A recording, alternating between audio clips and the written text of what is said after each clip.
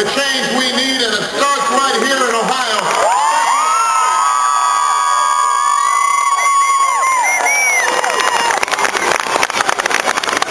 You know, we began this journey in the depths of winter almost 2 years ago on the steps of the old state capitol in Springfield, Illinois. And back then we didn't have much money. We didn't have many endorsements. We weren't given much of a chance in the polls or by the pundits. But we knew we had a steep climb ahead of us. President Bush is sitting out the last few days before the election, but yesterday Dick Cheney came out of his undisclosed location. He hit the campaign trip. He said that he is, and I quote here, he is delighted to support John McCain.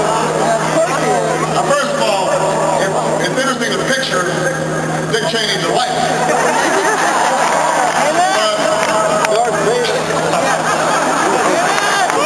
I would like to congratulate John McCain on this endorsement because he really earned it.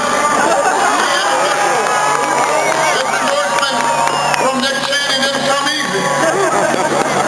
Senator McCain had to vote 90% of the time with George Bush and Dick Cheney to get it. He had to serve as Washington's biggest cheerleader for the Iraq War. He had to support economic policies that are no different from the last 8 years. John McCain worked hard to get Dick Cheney. But here's my question for you all. Do you really think that Dick Cheney is delighted to support John McCain because he thinks John McCain's going to bring change to Washington?